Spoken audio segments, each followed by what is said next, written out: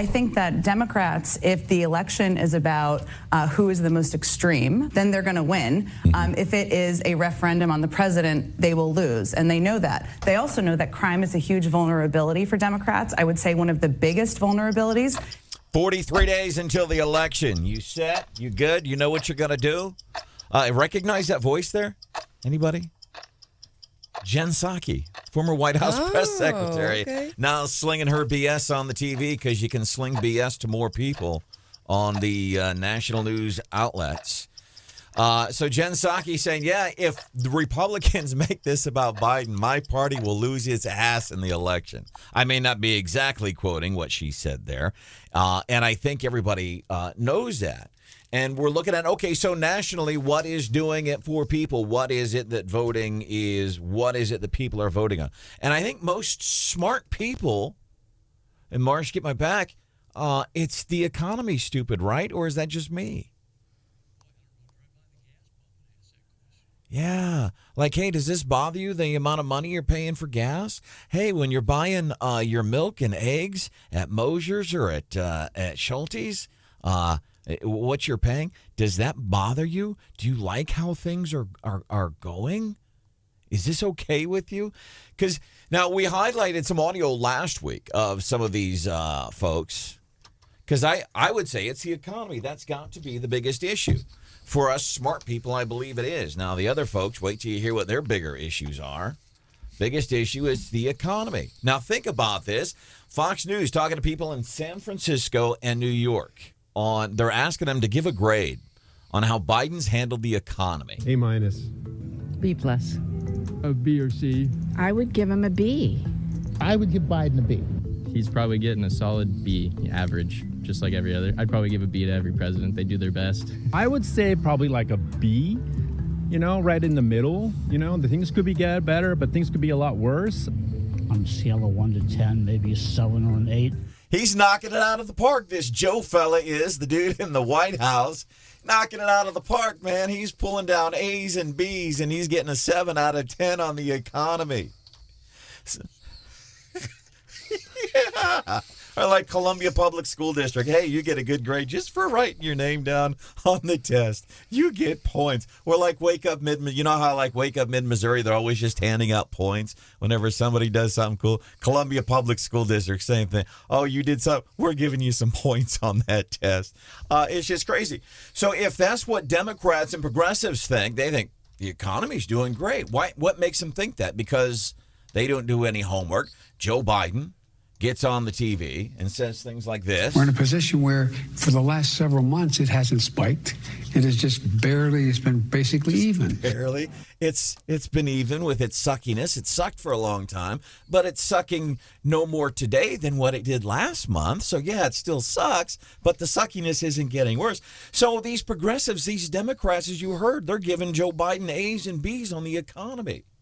Because I'm thinking for everybody, it's got to be the economy, right? That's the number one issue we got to be voting, and it's not for these progressives. What's your number one issue? The economy. Yeah. And I think what people forget too is we're saying it's 43 days until the election. A lot of people in states are already voting, and I was just checking the Boone County Clerk's website. Absentee voting opens September 27th, and so there will be folks who cast their ballot tomorrow. Yeah, that's right. Brian, and I'm not trying to invite you into a political conversation, but you go to a poll, you're thinking, is it the economy? Or? I don't want to say anything about me, but I think the one thing that I think is worth mentioning is if you look back to James Carville and when you were playing those sound bites, I was thinking of President Clinton and James Carville, and their theme in 1992 was "It's the economy, stupid." And basically, that is how Bill Clinton, kind of an unknown governor at that time from the state of Arkansas, beat a president who a year earlier, his popularity ratings was 92% after the Gulf War. So I find it interesting now that, in some of those sound bites there, that's not really what some of those voters. Keep in mind, those voters that you just played, they were being interviewed in San Francisco, places like that, very, very blue areas. But yeah, I think for most people, it's bread and butter. Yeah. Especially trying to balance their own personal checkbooks right now. Producer Hannah, 22-year-old college grad, has a degree in agriculture. How often do you use your degree here on the show? I deal with a lot of BS. Oh, lovely. Your big thing. Like, what's number one? You're like, what is it for you when it comes to voting? I would say probably the economy overall. How's it directly affecting my finances, my pocketbook? Yeah, and I would hope that these people, like the regretful Biden voters, are people that aren't sure what they're going to do. Because Democrats, they think they're going to win on abortion. Even some Republicans are thinking Democrats can win on abortion. We've seen Marco Rubio change stance in audio we highlighted last week.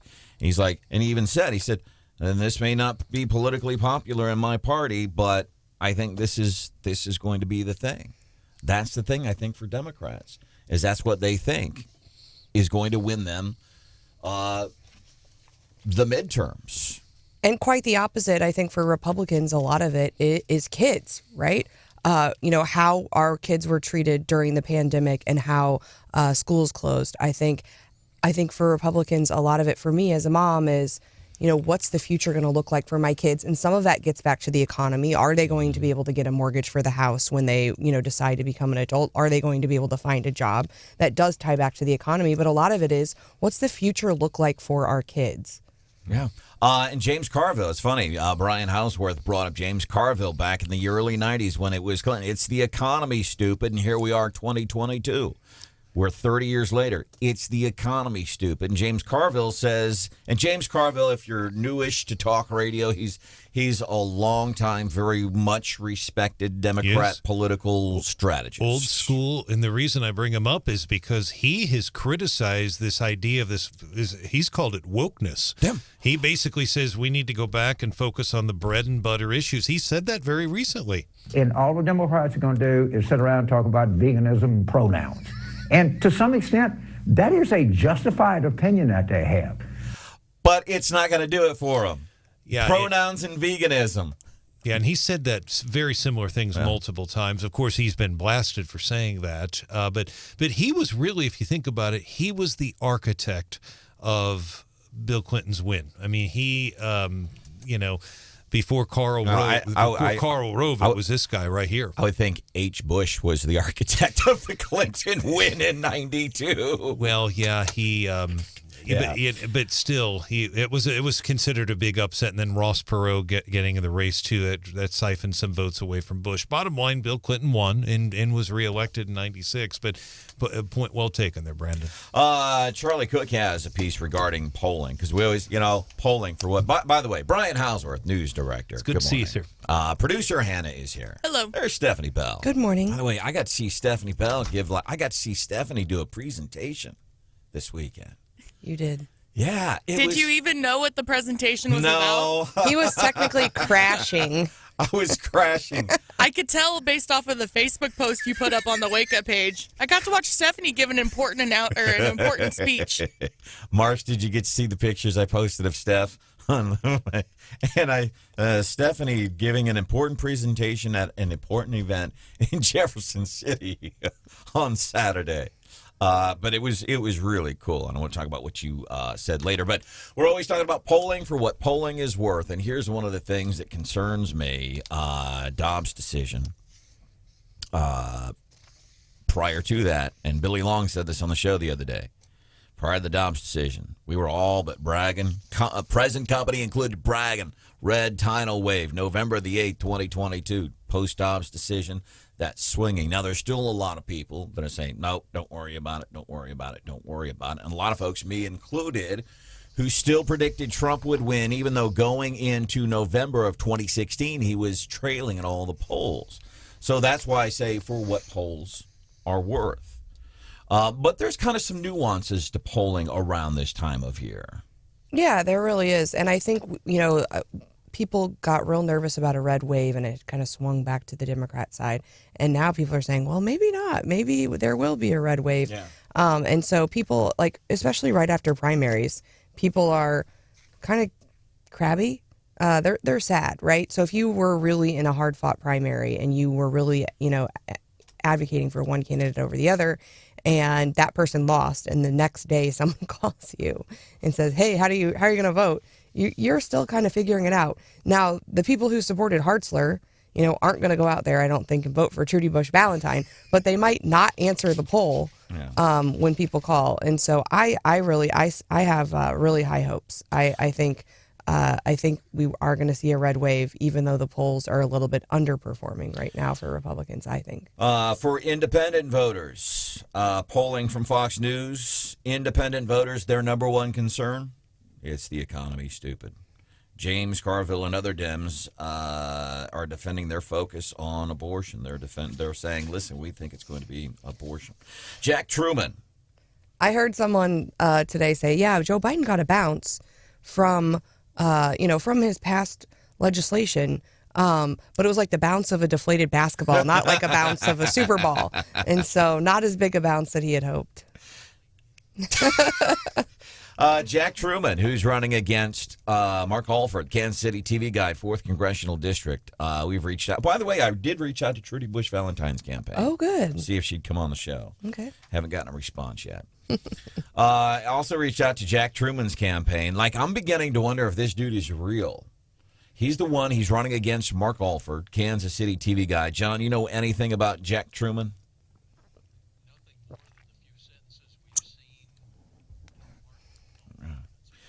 And he wrote a piece for the Columbia Daily Tribune, and he says, I have no political experience. I'm not your regular politician.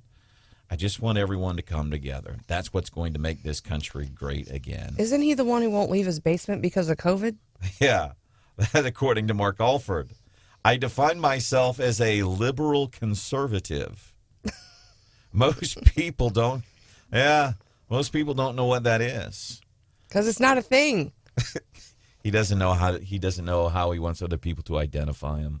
He's trying to pick. Growing up in a red district, a conservative area I call home, I have deep conservative roots. However, at the same time, I'm very liberal and open-minded, even though I have many conservative values from living in the district, 35 years of experience in the entertainment industry. Yeah, that's my reaction. He's opened my mind to liberal values. A combination of both sides serves me well in representing our people. Well, good luck with that. Coming up, Daily DC Rundown with Stephanie Powell. What's underneath the circus tent this morning, Steph? Well, you wouldn't be surprised. Joe Biden's people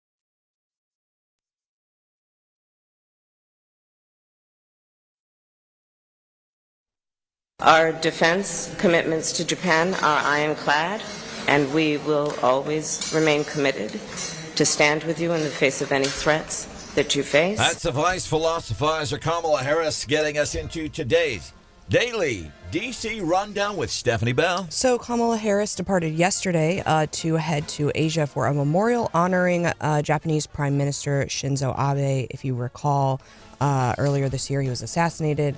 But the memorial, I guess, itself and the funeral itself is kind of a sensitive topic because a lot of folks over there don't have these big memorials and a big to-do like what we saw with the Queen.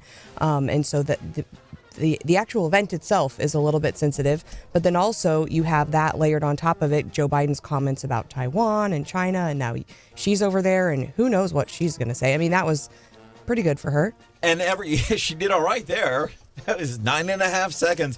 Whew, nailed it. You get a gold star, Kamala. Again, one of our big things. Stephanie and I have been on this since day one. One of the biggest things that happened whenever Joe won the election, immediately our standing on the worldwide stage, it just completely tumbled. We look bad. And then every time that these two, whether it's Kamala or Joe, they go out on the worldwide stage, they say something stupid, and they really embarrass us, and they weaken our strength on a worldwide stage. Well, and of course, North Korea apparently test-fired a missile shortly before Harris's departure on Sunday, so there's that as well. Members of Congress are back to work. They are this week. They are also they're talking about the electoral. What was the original act? Electoral Count Act was the original act. And apparently, I don't think I knew this, but members of Congress have objected to the results in 4 of the last 6 presidential elections. You know, all we talk about is January 6th, 2021, but it's actually happens quite a bit. And that's because of how the law is written. And so right now, under current law, you only need 1 member of the House or 1 member of the Senate to challenge the state's results, and then it triggers a full vote in each chamber. So like Gates could come in off a bender or something, go, what the hell, I'm going to protest this election. It just takes 1. It just takes 1. And so under the House bill, it would then require a third of the chamber to object. And under the Senate bill, it would require a fifth of each chamber to object. They got competing proposals going. But yeah, you couldn't just have one crazy person object to the election. So that is moving in Congress.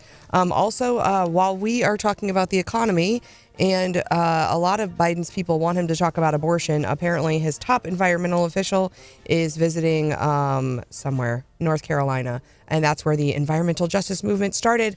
They're going to talk about $3 billion in block grants for underserved communities burdened by pollution.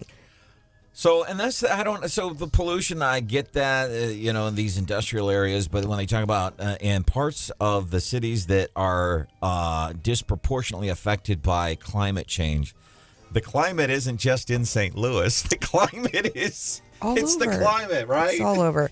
I didn't even know this thing. The Office of Environmental Justice and External Civil Rights, which has 200 staff members. As your taxes go up, apparently we're paying for, again, the Office of Environmental Justice and External Civil Rights. Apparently we flush them with cash through the Inflation Reduction Act, and now they're traveling around doling out more cash to other folks. At the same time, there's a lot of Democrats, especially in Ohio, I guess, that are distancing themselves from Joe Biden. One guy said, well, when I'm out campaigning, Biden he just doesn't come up. Do you believe that? Yeah, please just don't bring up his name. He doesn't come up because, he doesn't want him to come up, I'm pretty sure. All right, coming up just a few minutes from now here on Wake Up Mid-Missouri on 93.9 The Eagle and News Radio KWOS.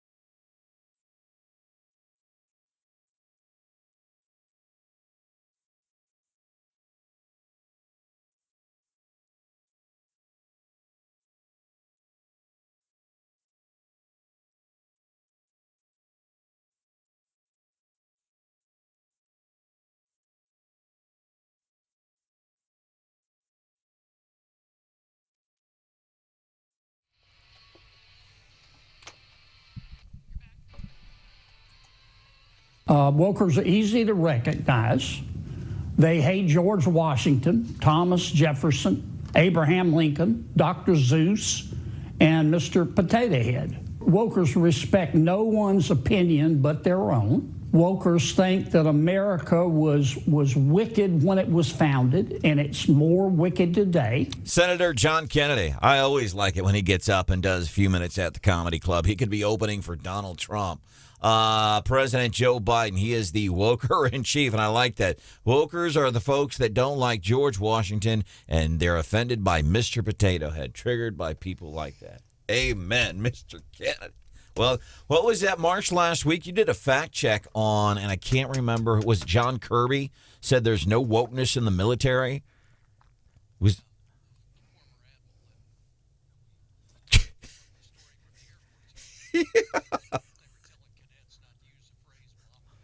because it signifies gender, and we don't want to do that when you're talking about your mom and dad and the people that raised you into this world and the people that shaped you to the point that you wanted to come and join our military to fight for freedom. You fight for freedom of the country, but we're taking away your freedom. We don't want you to say mom and dad because it triggers people. Welcome into the show. This is Wake Up Mid-Missouri. There's Stephanie Bell. Good morning. What were you talking about? Highlight of my, by the way, my name is Branden Rathert, John Marsh, Brian Houseworth, producer. Hannah is here.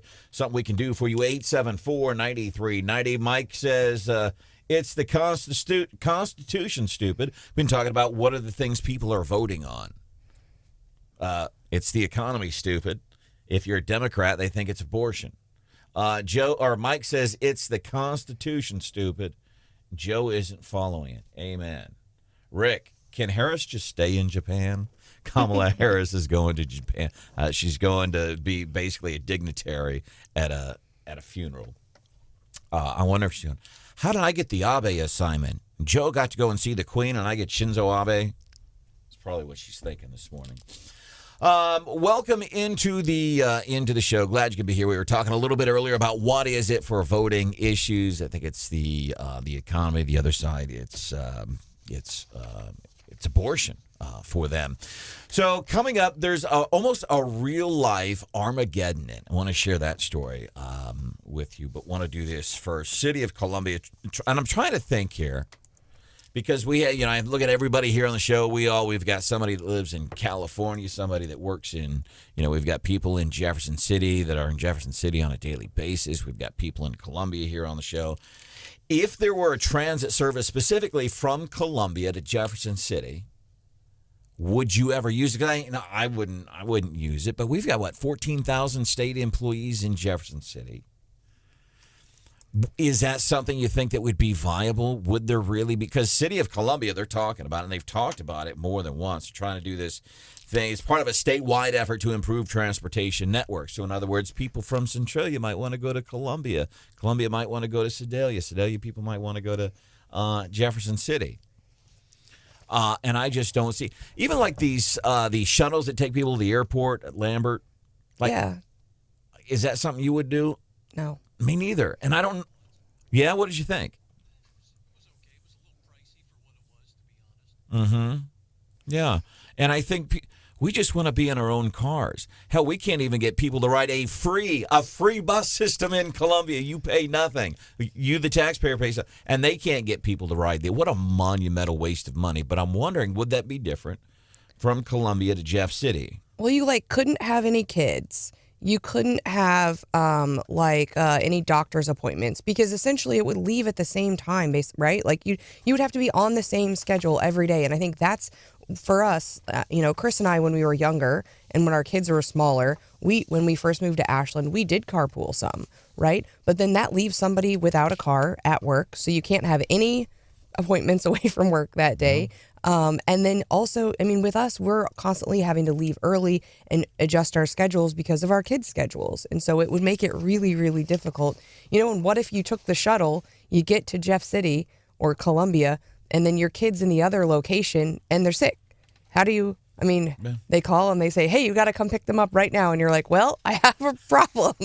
I took the shuttle from Columbia to Jeff City. How about this? How about you just take them home, keys under the mat, front door? We'll call it good. And that's, I mean, and so the freedom of having your own car, I think really, it's something, I would love to live in a place where I could walk more. And I love going to the city and being able to do that. But here it is a big struggle. And I think even I have talked to folks who, since gas prices have gone up so high, they have been carpooling quite a bit. But even that presents a challenge when, things change and people have their own needs. Over the weekend, I finally submitted my gas tax receipts to get that 2.5 cents back per gallon. I think you're too late. No, I've got until the end of September. Okay. September 30th. Okay. Oversold it, by the way. I'm all about making my point. If it's for $50 or $60, I'm willing to stand on my high horse like I did whenever Obamacare went into effect, drop my health care insurance, paid an $1,800 fine 3 years later. But by George, I showed them. So this tax money that I'm getting back on the gas thing, you have until September 30th. It's like $15. That's all it was. Yes, because it's the principle. Was it, though? Are you going to do it again next year? That's the real test. Well, I went without health care insurance and paid an $1,800 fine because I wanted to prove a point. But you're ultimately the big loser there. Yeah, but I stood on my principle. I was principled. Dang it, and I felt good about it until $15. Do you still feel good about it? I kind of feel duped. I feel $15. Well, I thought it was going to be $50, $60, and I would take the whole show out to dinner and say, see, it's because the tax. For $50 or $60? Well, are we going to Taco Bell? Here's a taco for you, John. Here's a taco for you, Steph. So how did you arrive at the $50 or $60 that you were expecting? Did you do math and get it wrong? So I poured through 87 receipts and wrote down. Oh, my gosh. Yeah. I am really interested, though. I am and I thought it was already done, and I meant to look it up last week. So they have until September 30th. But again, when they passed that legislation, they had a fiscal note on there. And they said, hey, here's how much we think this is going to bring in. And I think it's going to be astronomically wrong.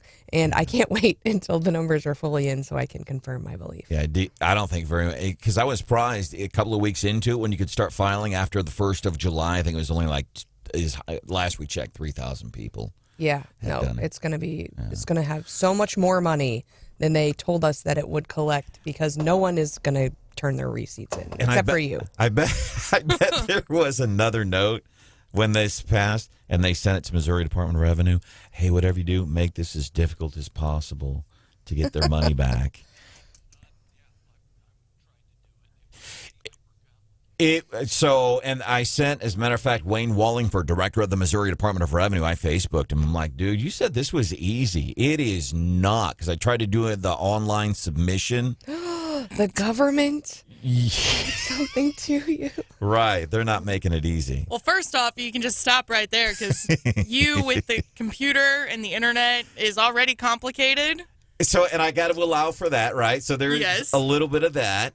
And I'll give them some credit because I do think they changed the process once it first came out due to some folks' feedback. And it is the first year. So I think they are trying to make it easier on you. They are. I don't believe that for 1 minute. They said, make this really difficult because we're going to screw with Rathert and Marsh. So you had a hard time doing the online submission, too.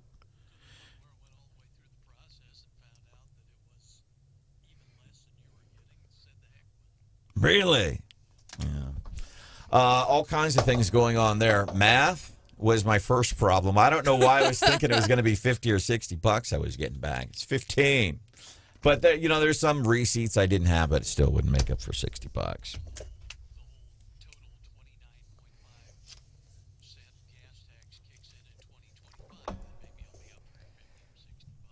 There you go. So while we're on the theme of transportation, Jefferson City Public Schools, according to KRCG, apparently parents have been complaining about late buses coming home and stuff, and I could see that. You freak out when your kids, when they're wanting to get home, I would guess. So, and apparently they're having issues because some of the kids, they're even late getting to school. I would think the kids are pretty okay with that. I don't think kids are complaining about that. Jefferson City Public Schools Chief Operations Officer Dawn Bearhorse. Those include redoing some routes. We are paying for some early morning supervision at 3 elementary schools and a middle school so that the buses can drop off a little earlier. So hopefully that will start to assuage some fears from parents. Couple of quick texts before we move forward. Mike says everybody should submit their gas tax receipts and only claim a few receipts to make the state write out a whole bunch of 75-cent checks. I am on board with that, Mike. If you, for the love of God, had any receipts that are dated prior to the end of the fiscal year, July, please, even if you send in one. Brandon also off the text. How difficult was it? I had to do the paperwork. I could not get through to the submitting on the website, but I really do believe it's a pain in the rear end. And Brad, you got to submit them to the Missouri Department of Revenue. All right, coming up, a real life Armageddon. It's unfolding here in the United States of America. We'll have that story coming up about 5 minutes from now here on Wake.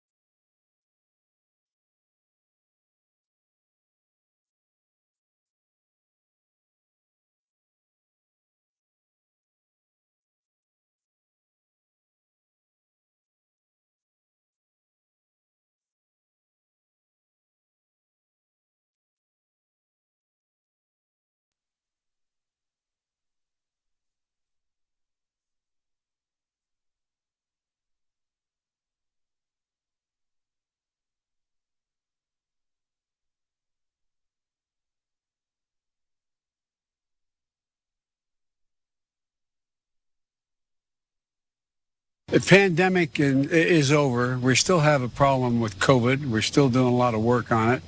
But the pandemic is over. That's Joe Biden. Pandemic is over last week. However, still making military personnel get vaxxed. You have to get vaxxed, but the pandemic is over. Pandemic is over. However, Pelosi invoking voting by proxy rules because of the coronavirus. My goodness, these people they don't know what they're doing. Here's the thing, and this is not about picking on these far left progressives and they don't know what they're doing. The thing that really gets me and what really affects us is that so many of these people, they watch these news outlets and they hear Joe say, "Oh, the economy's fine, and this and the border's secure." These people that are watching and consuming those news outlets, they're buying it, they're believing it. And nobody can deny that they're lying to you. You've got Alejandro Mayorkas, the border is secure. Kamala Harris saying the border is secure. You've got the president of the United States saying the border is secure. It's not. They lie. People don't question it. Welcome into the show. Stephanie Bell is here. I want to get into a real life a real life Armageddon story. I want to chat with Steph here real quick. Marsh, did you make it? I just missed you at Oktoberfest. Car show was incredible. What was your favorite? Yeah, it was. I was surprised. Christopher Arps, who's on our show each Tuesday, 6:35, chrisarps.com. He's on Newsmax TV. He came to an event while his wife, Becky Arps, went to an event where Stephanie was actually speaking. So it's like me and Chris Arps, we got a little play date. We got to go and look at the hot rods and stuff while the women, in effect, were working. And Stephanie and I posted pictures on Twitter, at Rathert Branden, at Stephanie S. Bell, and also on our Facebook page. But Stephanie it was cool. I got to see Stephanie, because I always tell her, I want to go when you're in court. I want to see you do a presentation in court. Okay. I want to see you go all Perry Mason on somebody. You would fall asleep in 5 minutes, I think. That tends to be your strategy. Are you saying I'm boring? Some of the things I argue about are boring, though. I'm not saying you're boring. I'm just saying I know Branden well enough to know that he falls asleep at inopportune times. In rooms with lots of people, yeah. In important work meetings.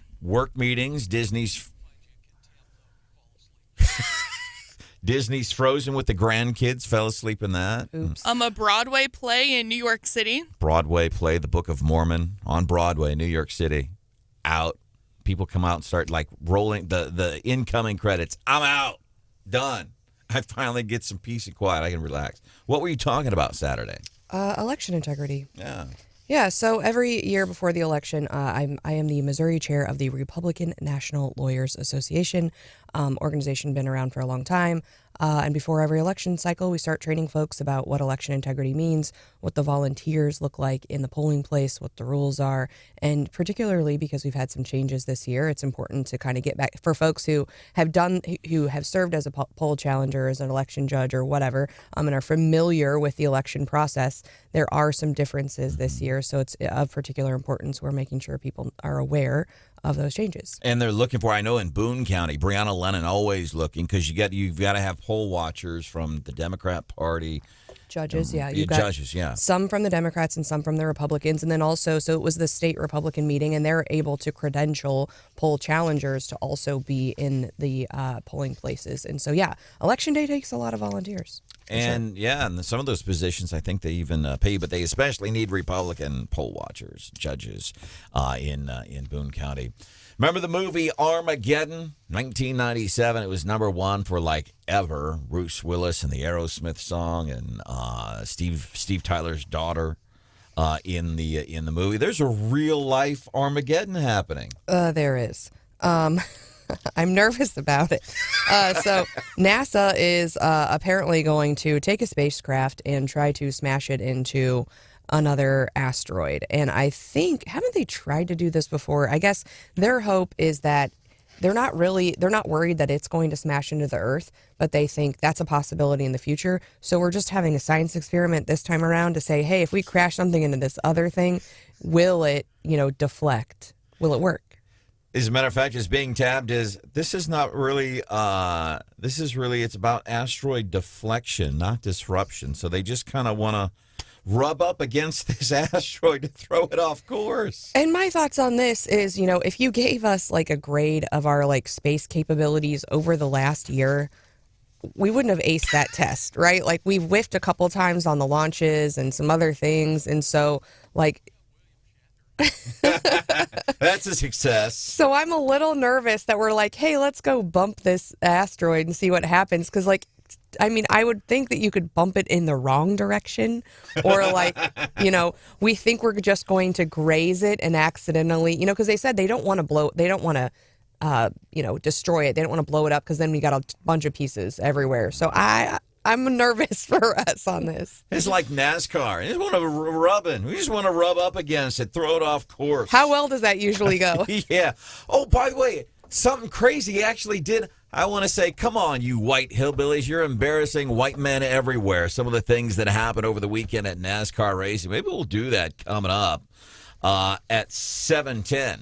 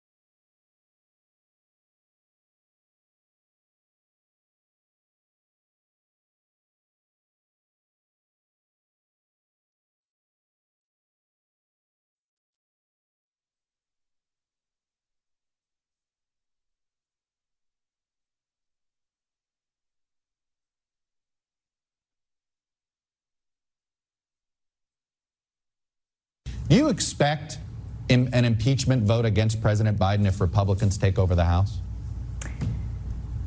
I believe there's a lot of pressure on Republicans to have that vote, to put that legislation forward and to have that vote. I think that is something that some folks are considering. Wow. Again, I'm someone who wants to, I want to follow the Constitution. It's really important. Oversight's important. Nancy Mace, Republican Congresswoman from South Carolina, being asked by Chuck Todd, is there talk about impeaching a Joe Biden?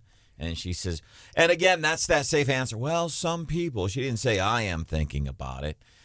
She said some people are thinking about it, which would be great. It would be fun because you went after Trump a couple of times. Now our guys need to go after your guy with their. See, I don't agree with that. I think we should reserve impeachment for serious stuff. And I think if everybody gets impeached, then and so that's why I say, it's fun to think about, but. Come on, man. Winning is so much better. Let's just win. Yeah. These impeachment votes on Trump some of them feel like, sore losers, right? If you can't win outright in an election, then you gotta, have these hearings and do the impeachments and all this. I think let's just win and be done with it. And that's the other better. Sometimes you win the argument by winning the race and not by hurling out the best insult or the most crafty takedown on the Twitter. Sometimes the best way to smack down instead of standing over the guy after you've popped the ball out from his arms and caused a fumble at the goal line as you're about to win the game. Silence and success are the best forms of revenge. But yes, there are a lot of people who are. Twitter was an angry place on Saturday. And Sunday, too, actually. That's true. It was a depressing weekend for Missouri sports. Man, what happened on Mizzou? I hate to say it, but no surprise there. It's just the way in which they lost. Yeah, there's no doubt that there were so many chances to win that game. It's still a tough place to play. You could hear on the broadcast the noise. There's no doubt about it. And they knew that going in. Jordan Hare, even though it wasn't as crowded and sold out as it normally is, they still had a big crowd. They're very, very, very noisy. The just a lot of mistakes. The penalties. That is something that, and quite frankly, you could say the same thing about the Chiefs.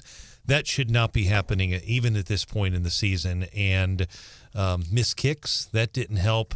But the penalties, very disappointing. And CBS spent a lot of time yesterday, by the way. If people missed it, Mahomes and Eric Bieniemy had fair to say, a discussion on the sidelines as they were going off the sidelines. Now, they weren't mic'd up, but it appeared it looked to me like they were getting into a little bit. And Romo was talking about that as well. Now, whether or not that happens, that probably happens more often with teams, but just not normally where the video cameras pick it up like that. Body language is everything. Like me and Marsh, if somebody else is in a different studio and me and Marsh are animated and pointing, you don't know what we're saying, but you know what we're saying. That's true.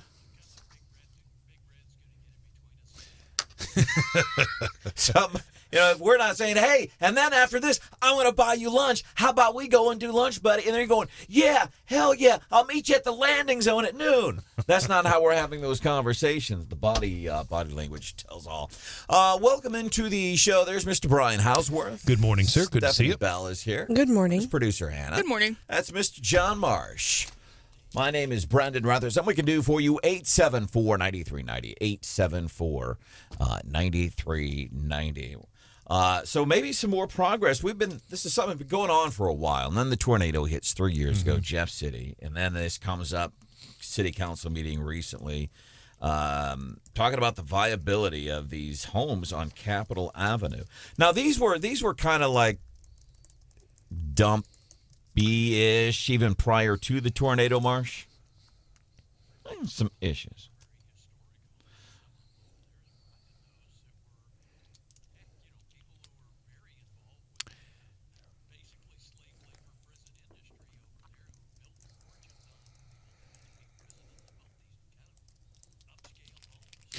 That's exactly right, and that's true, John. But a lot of them had fallen. A lot of them had fallen into disrepair even before the tornado. But what you're saying historically, certainly correct. But a lot of those homes, even 20 years ago, were in bad shape. It's gotten worse, and even before the tornado, many of them were in really bad shape. In the tornado, when that hit, it just made it even worse. And we had a fire over the weekend, Saturday evening in Jeff City, about 9:45. Vacant home. This is exactly what Councilman Fitzwater talked about on our program last week. Something happened in there. The state fire marshal's office has been called in, but we're talking about 16 firefighters had to respond. They had to bring in Holt Summit firefighters. A lot of money to fight that blaze. But yes, a lot of those homes have been in disrepair for some of them down there for 2 decades. So apparently some more progress. You're saying, well, because the question has been, do we rehab these things? Do we tear them down? But there's the history. And I get this. I used to be a pack rat. Like, I saved all the love letters and trophies and all that stuff from high school. And then one year, I don't know, I was probably like 34. And all of a sudden, every day I started getting boxes of stuff mailed to my home in Idaho. My mom was cleaning out her basement, and all of my stuff, all of my historical items that I'd been saving over the years, she was slowly mailing it all back to me. And eventually got to the point I'm like, that's old. It has memories. I don't need it anymore. Yeah, growing up, I gave my parents so much grief for the stuff in the basement, like their garage. And now I have a basement full of stuff.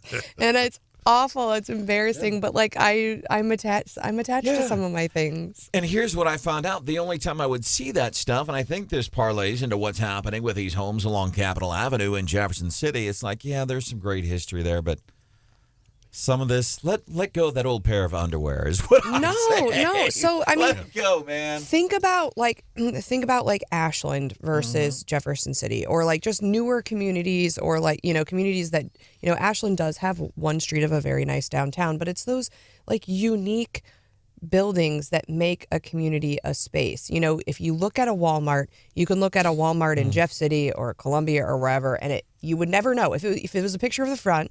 You would never know where the heck that Walmart was. If you look at a picture of downtown Jefferson City or Capitol Avenue beyond a picture of the actual Capitol, it gives you a feeling, and you know that you're someplace special. And so just leveling these properties and throwing up new builds I don't feel is the right way to go. Now, the problem is whoever rehabs those, it's going to be way more expensive because of their state than it would have been even 10 years ago, and they're not going to be able to get their money back. Now, my alternative would be, let's save bits and pieces. Let's take photos and let's try to save some of the, I don't know what you call that. Let's scoop up a jar of dirt like they did in Columbia from the courthouse. Hey, here's where some things happened 150 years ago. Let's scoop up the dirt and put that in the courthouse to commemorate it. Here's some dirt from a home on Capitol Avenue. Let's put it in the state capitol in the Gateway Museum. At the very least, I'm hoping we can like incorporate some of the features of some of these properties if the entire structure can't be saved. Here's a brick. Here's a brick from one of those homes. Put it out on a walking trail. The one thing, Stephanie's point is very well taken. And I'm just crapping all over it. That's not my intent. It's all good. Stephanie, your point very well taken. My dad, though, is a building inspector, and I've taken him down by there. Now, it's been a couple of years ago, so he hasn't seen, this fire over the weekend. But he described it, and we walked by and drove by, and he said many of those homes are beyond repair. They literally are beyond repair. I totally understand that some of them are just absolutely gorgeous. Some of them are very well maintained. Many are not. The problem is this burned out home is just going to sit down there. Who knows how long it's going to sit there. And then the other thing is you've got a lot of deteriorating property, and the lighting in there. Senator Hawley and I talked about when we were walking down past the tornado. The lighting in that area has never really been fixed up, and it's just hard to see. There's a lot of work that needs to be done down there. Well, and I think the other sad part for me is that is a prime piece of like location, right? And part of when I worked with the downtown businesses, part of it was, hey, we need more people living in downtown close so they're eating at the restaurants, not just the visitors that come, but we need people who are regulars. And in order to do that, we've got to get more residential downtown. That entire block could be residential living, prime residential living, to where you're within walking distance of not only the downtown businesses, but maybe where you work if you're a state worker. I mean, just the best place to put residential living. And right now, it's been, kind of tied up in all of these issues for the last, 20 years. Yeah, at least. I would love to live in a downtown setting, whether it's Columbia or Jefferson City. I was hanging out in Jefferson City prior to the Oktoberfest and went to the Coffee Zone. And that line reached all the way into like Holt Summit. See, I don't see you loving the downtown atmosphere full time. I think you would get cranky about the noise and the crowds.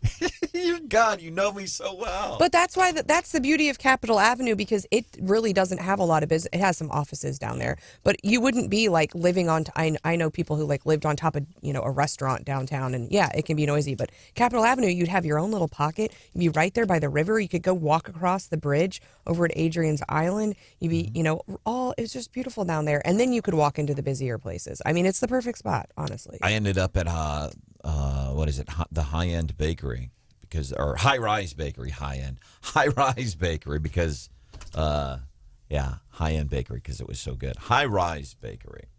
Live down there in a heartbeat. But here's one of the things I found and that's what I think some of these, the historical stuff. Yeah, let's keep the prison. Let's keep, the blind boondoggle in Columbia. Let's keep all these things. But here's what I found for me, like, because I kept all those keepsakes and mementos, and then I realized the only time I ever looked at that stuff is when I was moving. When I would go through the stuff and move to the next house, that's the only time I would ever go through those keepsakes and mementos, and thought, well, that's kind of stupid. Not going to do that anymore. Coming up, we are going to do What's Hot with Hannah. What's smoking today? Well, last week we were talking about childish things that men do. And I actually found a comprehensive list of the top 10 things that men do.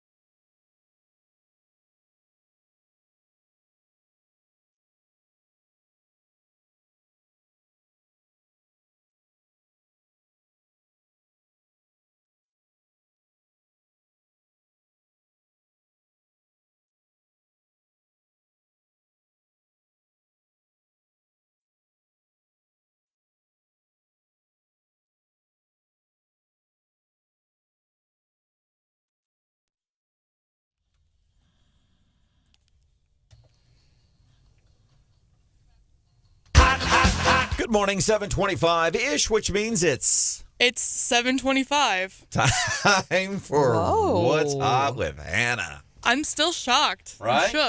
I'm shook. We're on time. A little bit of progress, continual improvement. So last week on the show, we got on the topic of weird things that guys do. Only took 3 years What? to be on time. Oh. Sorry. So we got to talking about weird things that guys do. And totally out of the blue, I just happened to stumble across like a compiled list of the top 10 weird things that grown men do that are kind of childish. And a couple of the items on the list are actually things that, Branden, you said that you do. So this started because we were surmising last week. Joe Biden would seem like the kind of guy, when you get done doing the Christmas wrapping paper and the paper runs off the roll, Joe Biden looks like, he reminds me of the kind of guy that would take the Christmas wrapping paper roll and use it as a lightsaber and probably do the sound effects too. And we got to talking dumb things as things guys do. And somebody else said, it makes a great trumpet too for the thing. There's just fun, stupid stuff we still do as grown men. So believe it or not, number one on this list is use the empty wrapping paper tubes as a lightsaber. I'm not even kidding. Really? I'm not even kidding. Oh my gosh. Another one that you mentioned last week that you do, Branden, is you always have to look up at airplanes if you see one going over. And number 8, whenever I hear a plane, I must stop and look at it. This also goes for cows and horses while in the car. Yes. Am I the only one that honks at a pasture full of cows? What? Yes. Yeah, you drive by cows and you honk. That's kind of mean. Why is it mean? They're just sitting there minding their own business, and know. you're trying to scare the crap out of them. None of them ever seem to get scared. Number 3, Branden, I'm interested to see if you do this. Going upstairs on all fours like a bear crawl and sliding down the stairs one at a time on my butt. Oh, I haven't done that in years. That's not something I do. You do like to do number 4, ride the shopping cart back to my car when I leave a store. I think you mentioned last week that you do that too. 51 years old, and I will still put my foot in the back of the grocery cart and ride that thing down to my car. And if I had a pinwheel, I'd hold that thing in the wind and I'd go, whee, all the way home. Number 6 was I have to evaluate how good of a weapon a random stick might be. And then number 7 was annoying my siblings. Yeah. Maybe your sister can weigh in on that one. Yeah. But I have a feeling that you probably enjoy annoying her. You know what's really fun? Annoying your extended siblings. Mm-hmm. And Stephanie will get my back on that one. Yeah. Like our clock that keeps going off. Someone has pranked us. And we have an alarm that goes off every day, and we're not smart enough to 7 a.m. turn it off. Complain about it every day. We turn it off. I think it's somebody's pulling a joke on us because these high-tech clocks that we can't seem to figure out, and the alarm goes off every day, and we don't know how to... But we've had the clock for like a year, and about 2 weeks ago, it started just going off. And I thought I still had the user's manual for that thing, and I don't. So... How many... Which is morning show people does it take to turn off a clock alarm? I might have to consult my best friend Google. Who saves the owner's manual for an alarm clock, right? You don't. It's not something you save the user. Who has an alarm clock? Yeah, that's true. Good point. Coming up here on the show on Wake Up Mid-Missouri on 93.9 The Eagle and 104.5 News Radio KWOS. Apple has a big decision to make. It's something that somebody's done in the past that's causing them problems, kind of. An interesting story. And good news for one Missouri town. No longer number 1. That story is coming up 5 minutes from now here on Wake Up Mid-Missouri.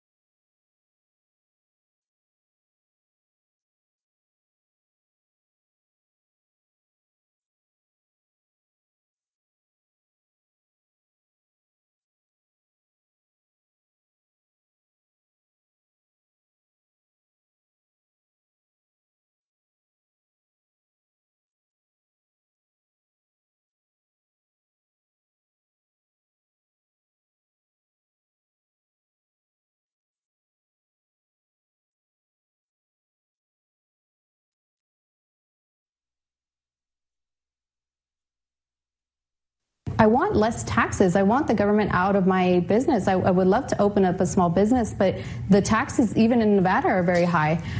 Government involvement is too close to our businesses. That's a Fox affiliate in Las Vegas chatting with Hispanic voters who are saying, yeah, we are switching. We are formally Democrat Hispanic voters, but it's the economy. It's the economy, man. That's front and foremost for us right now, as it is, I would hope, for a lot of people. Nationwide, welcome into the show. It's Wake Up Mid-Missouri. I am Branden Rathert. There's Stephanie Bell. Good morning. Producer Hannah is here. What up? Mr. Houseworth is there. Here's Mr. John Marsh. Something we can do for you. 874-9390. Before we move forward, I want to mention, thank goodness, I'm not the only one that honks at cows when I drive by in a pasture. There's other people, and it's women that do it. It's women. Tracy saying on the text, not only do we do this still, we have a cow horn installed on one of our cars. So that's one person that says they do it, and you're like, I'm validated. Sandy says, yeah, we do that too. I still do that. I honk at them if they're in the road, but not just like, are you like saying hello? Like, hey, cows. If they're like in their own. That's a good point. I don't even know what I'm doing. I'm just honking at them. If they're in my way, I'm going to honk. They're sitting there minding their own business, and you got to go along and ruin their day. Give them a little startle.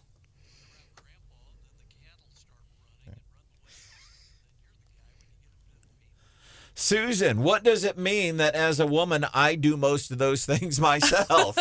So we were talking about dumb things guys do. This started, I envision Joe Biden's one of those people that will take an empty Christmas roll wrapper and play lightsabers with it.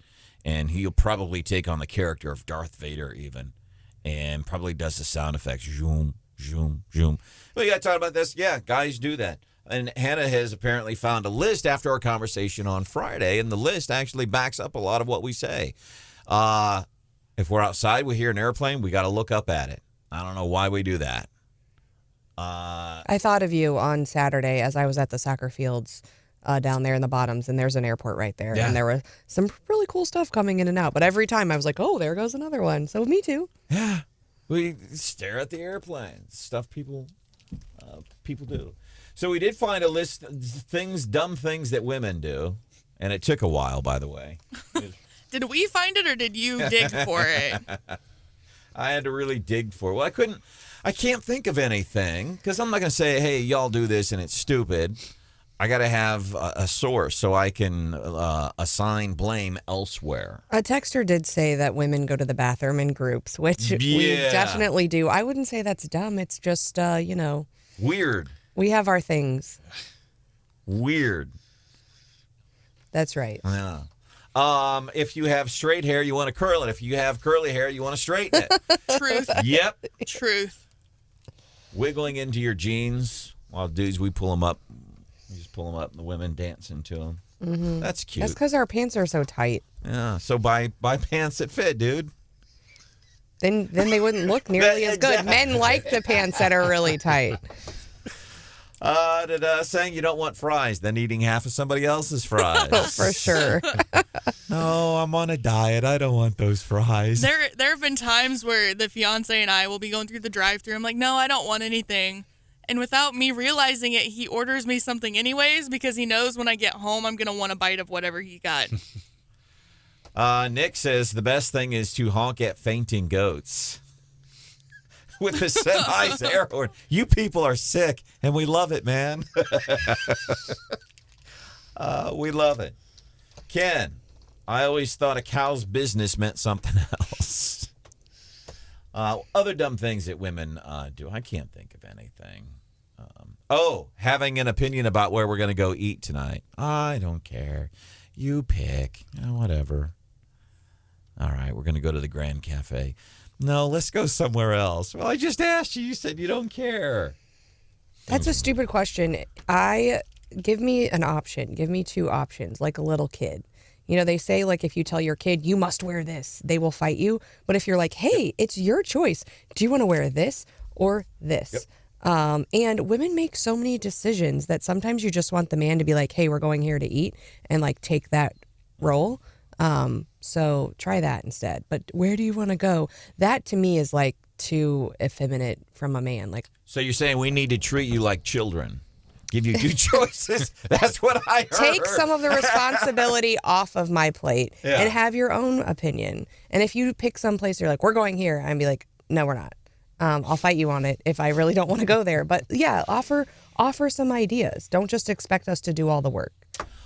Brilliant piece of advice when raising kids. When I was in Top 40 radio, we used to have this child psychologist on all the time, and I used this stuff, and it changed my parenting life, giving the kid choices instead of saying, hey, wear this today. Give them some choices. You want to wear this or wear this, because they feel like they get these little victories. Now, you've already predetermined. It's kind of like when people do political polling. They're funneling you into the answers they want you to give. It's the same thing. And I use this on my husband all the time. Do you want to mow the lawn or do you want to do the laundry? Your choice. Hey, I want to go back to a story that we brought you earlier, a real-life Armageddon. I'm assuming we've all seen the movie. Marsh, I'll ask you, how many times did you see Armageddon with Bruce Willis, Steve Buscemi, and all the rest of those folks? And Liv Tyler, the daughter of Steven Tyler, of course, the great theme song from the movie. But it's kind of a real-life Armageddon. NASA is they're not trying to land a spaceship on a rock. They're trying to, like, rub up against it. I guess, like, bump it to throw it off course. Just nudge it, they said. A little nudge. Like NASCAR racing. Rubbing is racing, right? That usually doesn't go very well. And that's what... So we're not actually worried about this one crashing into the Earth, but we're trying to perform a science experiment to hit this thing to say, okay, if we hit it, at this speed and at this angle, this is how much it is going to move. So that way, when we do have one that's headed toward the Earth, we can use what we know to try to do something different. Although I would say our record on space for the last 12 months I would not give us an A. So, like, do we really want to just play around with asteroids? Like, what if we bump it in the wrong direction or hit it too hard? It's like, has anyone ever played the game like bocce ball? Yes. Yep. It's like a big, complicated game of bocce ball. Yeah, unintended consequences here. I'm nervous for us. Except we're doing it 25,000 miles into outer space with spaceships. Yeah, and someone's like, there's a good chance we could just miss. Like, space is a really big place. So, yeah, I mean, I don't... Anybody following NASCAR anymore? Because that's what it reminds me of. Let's bump it. And it doesn't go well. Now you're talking about spaceships. I haven't seen NASCAR lately, but I used to watch it a lot. Really? How come? Because I didn't have cable. Well, I didn't have cable, and it was on the channels every Sunday. You could watch it in the background and study. And Carl Edwards, like I was, Yep.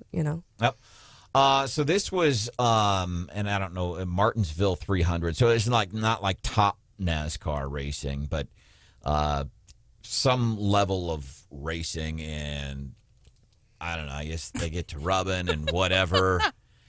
And it's like road rage in NASCAR. I can see that. This dude gets out of his car and goes and starts pummeling this dude while he's still in, and not just like grabbing at him, I mean like really pummeling the dude. And afterwards, they interview this guy. He wasn't close. He dive bombed me. He hooked me. He wrecked Brandon Pierce in the process. And I wanted to talk to him, and he flipped me off. So I started Mike Tyson in his head. I mean, yikes. Ugh. Right. So this guy, he says, well, I wanted to talk to him in the middle of a NASCAR race. I wanted to talk to him, and he flipped me off. So this dude gets triggered to the point he goes and starts wailing on him, or Mike Tyson-ing him. You're in a big boy sport. When you wreck a man, you can take a grown man ass whipping. That's how I feel. Wow. Should you be expecting that in the course of your workday, that you got to take a butt whooping because you're doing a grown-ass man's job? Like, does Ted in accounting, does he come in every day going, I'm doing a man's job. John Marsh might attack me today. Violence is not the answer. Jeez. Coming up a little bit later, a story, and I don't know why I took such an interest in this, but these Noble healthcare facilities. There was one in Fulton, one in Mexico, and they've both closed. And it's not just that they've closed, it's how they've closed. And there's a reporter. Her name is Jane Tribble. And she's been writing a series of stories for Kaiser Health News. And we've seen the Fulton Sun. I think Jefferson City News Tribune picked up the one regarding the one shutting down in Callaway County. St. Louis Post-Dispatch picked up a big story, ran it over the weekend about what's happening. And the biggest thing is how these places are shutting down and what they're doing to the people. Breaks my heart. Jane Tribble, who's been following this story, she's going to be joining us at 8:10 this morning here on Wake Up Mid-Missouri. Coming up a few minutes from now, we're going to be highlighting we got some more interesting text regarding dumb things that people do, dumb things that women do. So we'll get into that coming up about 5 minutes from now.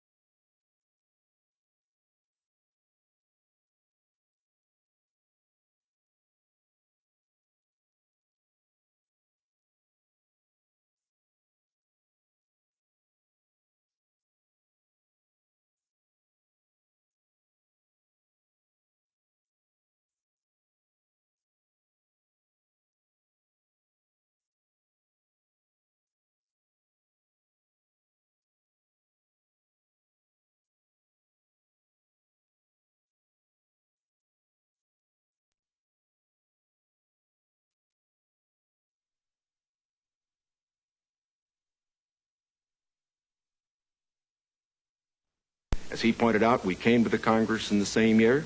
His experience has been different from mine. Mine has been in the executive branch. That is Mr. Nixon, Richard Nixon, Kennedy. September 26th, 1960, first ever televised presidential debate. 60 years ago. That was more than 60 years ago. And it's interesting on the heels of a conversation we had last week regarding debates. And this is one, Marsh, I think you brought up regarding Kennedy and Nixon and how...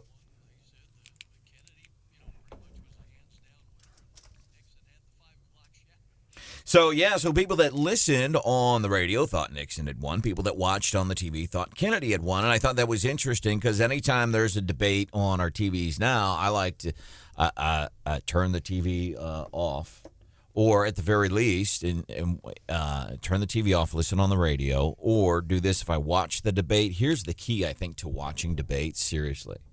As soon as the debate is over, turn the TV off. Don't listen to those talking heads.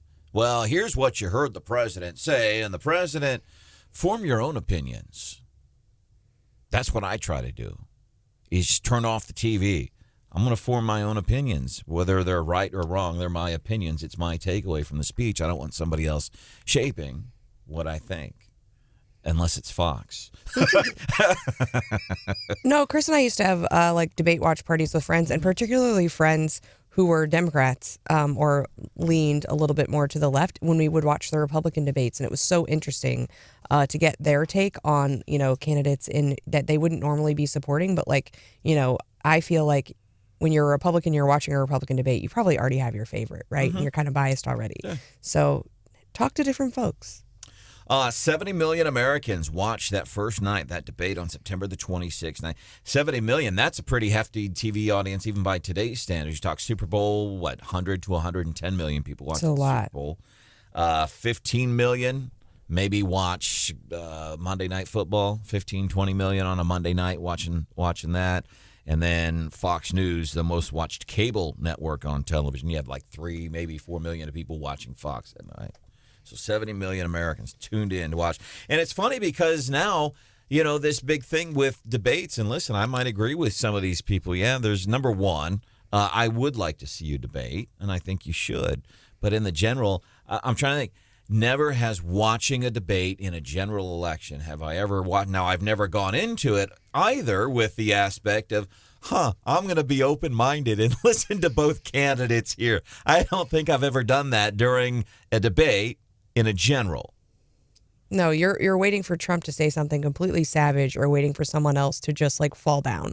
Yeah. Right? Like you're waiting for the train wreck. I'm going to a hockey game and I'm waiting for a fight to break out. You're exactly right. Yeah. That's what we're waiting for, your guy to hit it out of the park or for that guy to drool on himself while he's eating pudding while he's doing a debate. And yeah, I think that's right. And I do think there are independent voters who watch a general election debate and are like, never mind, I'm not voting for either one of these people, right? Who are just frustrated by politics in general. But I think most of us who are tuning into a general election debate probably doesn't change our mind.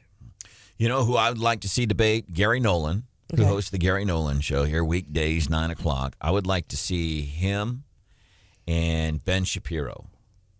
I think those two, that's a debate I would like to see. Yeah, they'd be really good. And, we're seeing more and more folks saying, we're just not going to debate. And I wonder if that will bleed into the gubernatorial race here in Missouri and the presidential race coming up. Because there was so much drama last time over the debates. Do you remember, you had to get a certain percentage and they couldn't fit everyone on the stage and there were 2 tiers and it was just so much work that I think more and more people in the next cycle are just going to be like, you know what? No, I don't need to debate you. Yeah. And even for voters, does it do?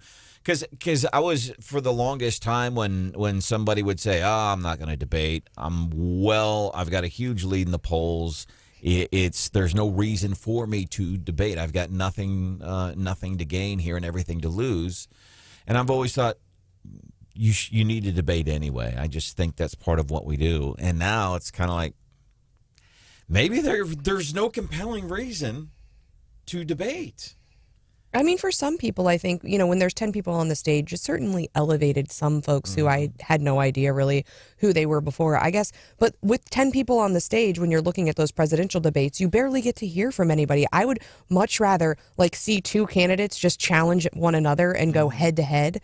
So that way you would really get to know something about them than just see 10 people who each get, 2 minutes to give us their bio and answer 3 questions. You just don't learn a lot with that many people on the stage. Well, it was like in 2016 when they did the big people's debate, and then the JV.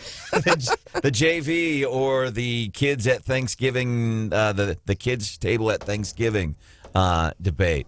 How embarrassing is that for these people? More text, 874-9390. Rick says, yep, debates or orchestrated shows. Also some traffic issues, apparently. Midway area. We're getting some text there. Eastbound I-70 almost stopped at Midway.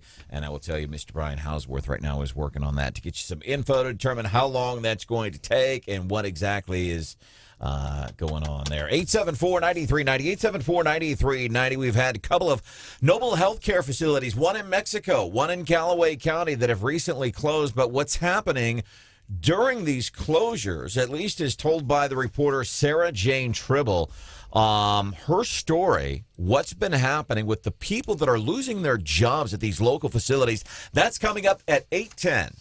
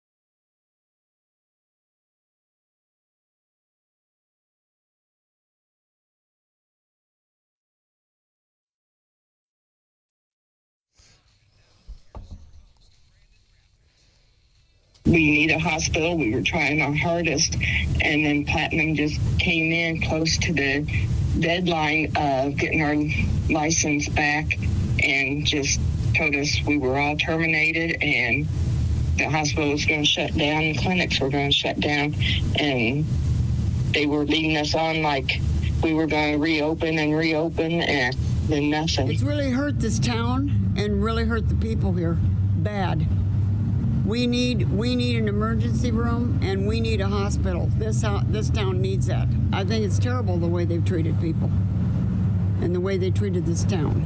That's folks in Callaway County and in Mexico, Missouri, talking about Noble Health Systems, Platinum Health. After Platinum Health took control of some Noble Health Systems healthcare facilities here in mid-Missouri, they shut them down, and it appears the way in which they've done it is just what they've done to people, best I can tell, based on reporting from Sarah Jane Tribble. She writes for Kaiser Health News. Now, we've seen some of our local news outlets, including Jefferson City News Tribune, Fulton Sun, pick up stories on this, as we've seen the TV stations, KRCG, KOMU, where that audio came from. And St. Louis Post-Dispatch picked up a big story from Sarah Jane Tribble over the weekend talking about this. Want to welcome into the show now, here on Wake Up Mid-Missouri, Sarah Jane Tribble, who's been following this story from the very beginning. And I want to start here. So business closes, hospital closes, people get affected. It sucks. It's never fun. What about this story, Sarah, was catching your attention? Well, first of all, thanks for having me, Brandon, and thanks for giving props to the local reporters out there. They have been just holding the ground out there and doing great local news reports and responding to the complaints from employees and patients for the better part of 2 years now. So big props to them. This story caught my attention because I had been writing about a similar hospital closure in Fort Scott, Kansas for a couple years. And the people who own Noble Health had gone there to pitch reopening their hospital. My sources there were contacted me and said, who are these guys? That's how it started more than a year ago, 2 years ago, I want to say. That's how my reporting started. All right. So it was an issue. People had heard about Platinum Health before, that people were wondering, how do they do things? Well, so, I guess a question is, do you want to talk about Platinum, the more recent managers and the ones who took control from Noble in April, or do you want to talk about Noble Health? Both have some of the same, concerns for the employees and for the patients. The hospitals are closed. Employees aren't getting paid. Noble has some federal investigations looking at whether they paid their not only their wages appropriately, but also health benefits were being taken out of paychecks. It appears that the employees didn't have those health benefits. The way the employees at these hospitals have been treated is just eye-popping. It's worth reporting. So, and that's where your reporting comes in. You'd kind of heard some stuff about Platinum Health after Platinum Health had took control of these Noble facilities. So then you're talking to the ones specifically here in mid-Missouri, Callaway County, and in Mexico. And what is it that the way that they shut these hospitals down? How have they treated the people? Because you've been talking to ex-employees. How have they been treating these people? Right. So, before they shut the hospitals down in March, there was a lot of sort of miscommunication. The Noble Health had put out a statement saying that there were IT problems and that they were going to halt services. And then a week later, they actually closed services. The clinics, some of them were still open. What was not as clear at that time in late March and in April when Platinum, signed a contract for a stock transfer to take over all assets and operations, what wasn't as evident was that there were people on furlough who were still reporting to work, right? So there were people still going into the hospitals trying to make sure they stayed open. And we heard in your clips, and I heard this in my reporting, there were promises. We're going to open in 2 weeks. We're going to open, particularly to the Mexico employees. We're going to keep the lab running. I talked to Paul Heumann. He was featured in my most recent story. He was the lab supervisor in Audrain County at the Mexico hospital. And this is a place that has, more than 100 years history, a lot of pride.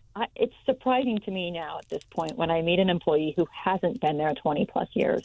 So it's the kind of workplace that had earned not only community pride, but employee pride for all of its programs, very well-known regional hub. So you can imagine the despair the community felt for particularly this Mexico hospital when they saw it going down over recent years, and then it was just disbelief at the closing. Employees kept reporting to work after it closed. Some of them, underneath the supervision of Platinum, being told, we're going to reopen. We just need one more thing.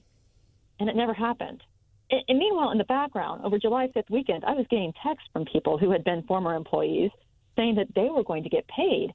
And then, there was a Friday, they got a text saying, come in for your paycheck Monday. But Monday comes and say, oh, oops, mistake, don't come in for that paycheck. So this has really been a tug of back and forth, a real kind of emotional roller coaster for the employees at these hospitals. Our guest is Sarah Jane Tribble. She is with Kaiser Health News. She's doing a great job following the closure of some of these noble health facilities, Callaway County and in Mexico, where it's wreaked havoc. And the bigger issue is how they've apparently have dealt with this with their employees. It is incredibly troubling. She's joining us this morning on Wake Up Mid-Missouri. Yeah, Branden, thank you. Branden, thank you so much. Again, I encourage everybody to read Sarah Jane's article. She's been all over this. Matthew Pilger's done a fine job as well, and we've covered this as well in the news. But Sarah Jane spent an enormous amount of time on this. Sarah Jane, good to hear your voice. I think two things are worth mentioning here, and I want to ask you about this. I think one common theme. We also have to keep in mind the people that live there. It's a lot of elderly people in both Fulton and Mexico and Audrain and Callaway counties. A lot of them don't have cars to get to Columbia for their medical care, so they are doing without it. It's very scary. But you write something here in your article, and it is so powerful. I'm going to have you elaborate. It's one sentence here, and I want people to listen to this closely here because Sarah just talked about it. But she writes this, quote, the drama playing out in Paul Heuman's hometown, meaning Mexico, is familiar to many who live in rural America, Communities are so desperate to keep their hospital open, they're willing to gamble on any buyer, including those backed by private equity. Sometimes they lose, end of quote. Sarah Jane, you summed it up right there. Yeah, so let's be clear. Noble Health, there's not a lot of transparency around the ownership of these private companies that come in. And we traced Noble Health back to Nuterra Capital, which is a Kansas City-based private equity/venture capital firm. And Nuterra actually owned the Fulton Hospital since 2014 and had other people managing it for a while. And that's how Noble Health got its start. It started managing the Fulton Hospital in late 2019, in December 2019, shortly after it became incorporated. And so when we say private equity backed, that's what we're referring to. And across the country, there has been a rise in sort of these private equity backed companies going into not only rural communities, but just into healthcare in general, all aspects of it. And we're doing some of the reporting on that, and you can see that in some of the other national outlets. I am the senior correspondent on Kaiser Health News' new rural health desk that we created this year, and rural health has just taken a beating. And the things you said just now about the community in Mexico, the aging community, this is, the Government Accountability Office has done reports on rural health care, and it's a consistent theme. They're older, lower income folks, and often they lack transportation and they lack insurance. That's right. And so these are areas with a high need for health care. And the question really at the national level is, well, what can we do to provide that health care? How is Medicare and Medicaid going to supplement some of this health care out there? And so this is what's happening in these two towns in Missouri, and to the people of Missouri, is happening all over the U.S., and it's raising some very big, important questions about how we manage our healthcare system in the U.S. Well, and I think one thing that stood out to me in your article as well was, we talk here on the show a lot about community support, and it seems like in Mexico, a lot of people came together to try to save this thing. And you reported an attorney actually loaned the company $60,000 so they could make payroll. And he hasn't. And what an enormous gift from a community member just to keep, rural health care alive. And, apparently your article says he hasn't gotten the money back. And I suspect he has waning hopes of that now. Yeah, he did receive a very small amount. He said he put it in escrow.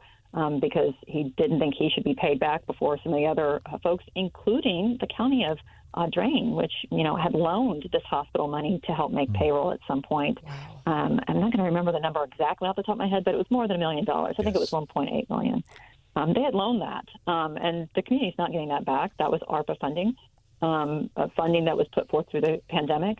And this was something when Noble Health owned these hospitals, they did. They immediately came in and I think $11 million in pandemic relief funding, $4.8 million in PPP or Paycheck Protection Program funding. So they reached out not only to the local community members for local loans. They did that both in Callaway and Audrain County, I should say. And we have receipts from Callaway County from a public records request that I did. But also at the state level, they took out money. At the federal level, they took out money. One of the questions that a lot of the corporate employees I've talked to and has appeared in one of my stories is, well, what happened to the money? Where is that money at? Because it was a significant amount. Yeah, and I'm wondering, too, so where's the money and what happens when you try contacting these folks? Not just about, hey, where's the money, but what about these employees that you've really just crushed? What kind of responses do you get from Platinum Health? Well, Platinum Health has responded that they are, they have reached a variant agreement with the state of Missouri, so they've got an extra amount of time to keep that license alive so they can reopen these hospitals. The variance was based off of construction problems. I'm pretty sure you guys reported there's been some local attacks on the Mexico hospital. The emergency department windows have been blown out, and which isn't funny. I don't mean to laugh. It's just that's the construction that they list as needed to be done to extend the license in Mexico. And then there's some HVAC problems, I believe, at the Callaway Hospital that they listed. So Platinum has responded by saying, we're still working with multiple partners to try to find, possibly a new buyer. We're going to have this variance to keep the license open. Noble Health, they haven't really responded. They stopped their public relations person. I think the last time I talked with them was March, April. However, Nuterra Capital did reach out and respond to a question of mine in August after the first story published, before the second story in the investigation published. And they said that they had sold everything, including real estate assets, to Platinum. All right. Our guest, getting ready to wrap things up with Sarah Jane Tribble. She is with Kaiser Health News, been talking about some of these healthcare facilities in Callaway County and Mexico closing.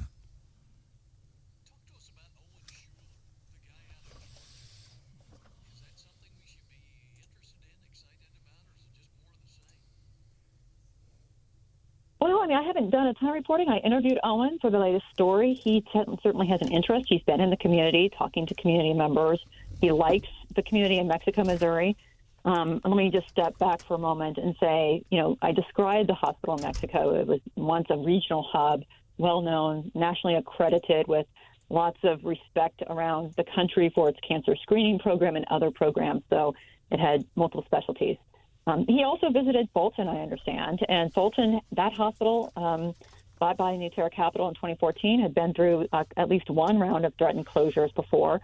It had been, managed by the Jorge Perez Empower group that I think this summer Perez was convicted of Medicare fraud. So that community has sort of been through the ringer previously to this. All that said, Owen went to Mexico. He visited the hospitals. He liked what he saw. He said the due diligence was a problem when Platinum bought it. He said all of that sort of on the record in reporter speak. And he's interested in buying. Now, he's never owned a hospital before. He's never operated before. Noble Health, their directors hadn't operated a hospital directly before either. In Platinum, they had Corey Countryman. They have Corey Countryman. He has operated hospitals. He knows what he's doing with hospitals, but Platinum Team Management, they're not a hospital company either. So I guess you could say it's possibly more of the same. These are folks who don't have an expertise necessarily in running hospitals. But we don't know for sure if he's going to buy it. We don't know if he's the only buyer either. So I think there's a lot of questions out there. And I'm anxious to follow up with you. We could sit here and chat forever because it breaks my heart in your detailed accounts of what's been happening to these people that have lost their jobs, and then worse yet, not getting any kind of answers from these folks. Remarkable work from our guest, Sarah Jane Tribble, Kaiser Health News. We'll be in touch again on this story as it continues to develop. Thanks so much. It was a pleasure. All right. Thank you. She's done great work. Coming up 5 minutes from now. Morning Bell Business News. Little twist. Only